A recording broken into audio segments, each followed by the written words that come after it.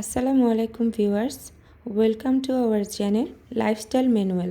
চলে আসলাম নতুন আরেকটি ভিডিও নিয়ে। দিনের শুরুতেই হলো রুটি বানানো নিয়ে। 2-3 দিনের রুটি আমরা একসাথেই বানিয়ে রাখি, সংরক্ষণ করে রাখি ফ্রিজে। এতে অনেকটাই সুবিধা হয়। কিন্তু আজকে রুটি আমি বানাচ্ছি না, রুটি বানাচ্ছে আমার ছোটো যা আফ্রিদা। সচরাচর রুটিটা আসলে আমাদের সার্ভেন্টই বানিয়ে দেয়, কিন্তু আজকেও আসেনি তো কিছু তো করার নেই, খেতে তো হবেই, রুটি বানাতেই হবে, তাই নিজেরাই বানালাম। এখন আমি একটু আমার বারান্দায় আসলাম। বারান্দায় দেখছি গাছগুলোর অবস্থা খুবই খারাপ। কেন যে এমন হচ্ছে, এত যত্ন নেওয়ার পরেও, এত পানি দেওয়ার পরেও বুঝতে পারছি না। গাছগুলো একদম রুড হয়ে আছে। কোনো সলিউশন যদি থাকে আপনারা কমেন্টে জানাতে পারেন। এই যে গাছগুলোর অবস্থা খুবই খারাপ। কিন্তু এইদিকে দেখলাম ওয়াশরুমের গাছগুলো কিন্তু ঠিকই আছে, কিন্তু বারান্দারগুলো কেন এমন হচ্ছে বুঝলাম না। ঠিকই দেখলাম ওয়াশরুমের গাছগুলো একদম সতেজ। বারান্দার গাছগুলোতেও পানি দিলাম, সেই সাথে ওয়াশরুমের গাছগুলোতেও পানি দিয়ে নিলাম। এইদিকে আফ্রিদা রুটি বানাতে বানাতে সব কিছু কাটাকুটি তাকে আমি গুছিয়েই দিলাম। আসসালামু আলাইকুম, আমি আফ্রিদা চলে আসলাম রান্নাবান্না নিয়ে। রুটি বানানো শেষ, এখন রান্নাবান্না শুরু। আজকে খুবই সিম্পল, ডাল, মাছ ভাজা, সবজি আর কিছুটা গরু মাংস ছিল ফ্রিজে। ডালটা আমরা সবাই রান্না করতে পারি, আসলে এক একজনের রান্নার ধরন এক এক রকম, স্বাদটাও কিন্তু ভিন্ন।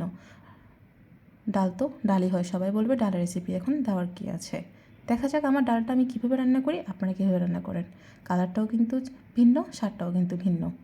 দিয়ে দিলাম হলুদ গুঁড়ো, লবণ, কাঁচামরিচ, পেঁয়াজ কুচি, রসুন কুচি দিয়ে আমি অল্প পানি দিয়ে প্রেশার কুকারে 5 থেকে 6টা সিটি দিয়ে নেব। খুবই অল্প পানি দিব আমি। এরপর আমি পানিটা সাথে সাথে পুরোটা দিয়ে দেবো না, কিছুটা পানি আমি পরে দিব। এখন আসলাম মাছটা ম্যারিনেট করে রাখার জন্য। মাছটা আমি হলুদ গুঁড়ো, মরিচ গুঁড়ো, মাছের মশলা, লবণ দিয়ে কিছুটা সময় এগুলো মেখে রাখবো। মাছটা আগে থেকে কিছুটা সময় ম্যারিনেট করে রাখলে মাছ ভাজাটা মজা হয়। চেষ্টা করবেন মাছ ভাজিটা করার আগে প্রায় 1 থেকে 1.5 ঘন্টা আগে ম্যারিনেট করে রাখবেন। আপনারা কে কী রান্না করলেন দুপুরে কমেন্টে জানাবেন। মাছটা এখন ভাজতে দিয়ে দিব।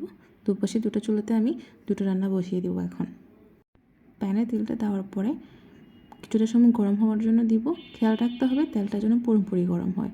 এরপরে আমি মাছগুলো দিয়ে দিব। ঠান্ডা তেলে মাছগুলো দিলে মাছগুলো আবার খেতে কেমন যেন হয়। আবার ডালটা হয়ে আসছে, আমি কিছুটা ধনিয়া পাতা দিয়ে দিলাম, পানি অ্যাড করে ধনিয়া পাতাটা দিলাম।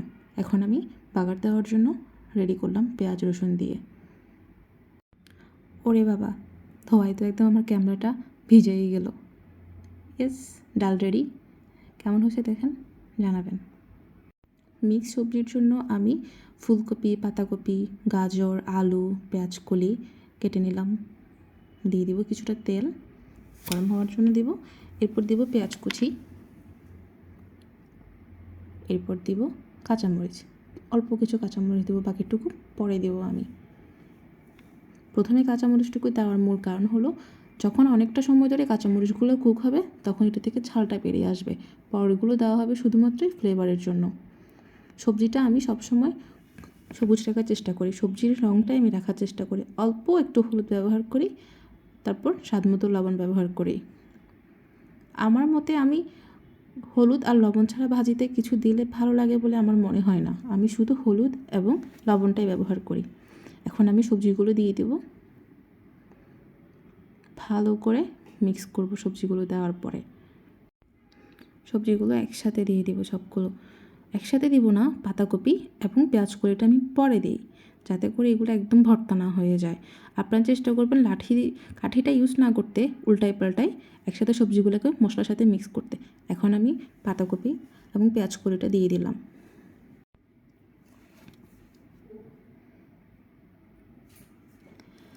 পাতাকপিগুলো হাই হিটে কিছুটা নরম করে নেব।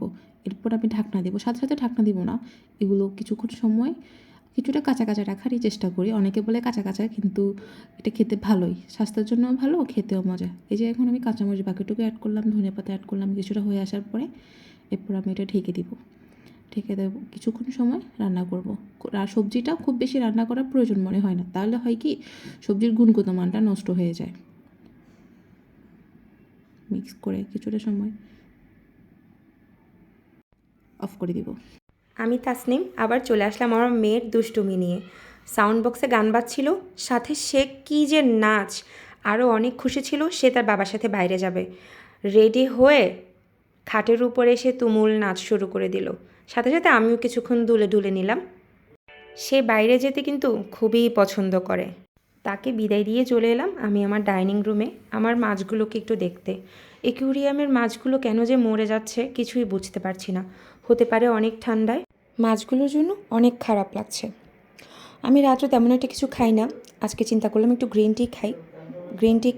গ্রিন টি খেয়েই আসলে আমার মেয়েটা আসলেই শুয়ে পড়বো। শরীরটা আজকে ভালো লাগছে না। আজ এ পর্যন্তই, ব্লগ এখানেই শেষ করছি।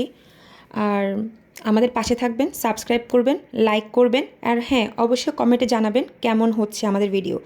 সবাইকে আসসালামু আলাইকুম।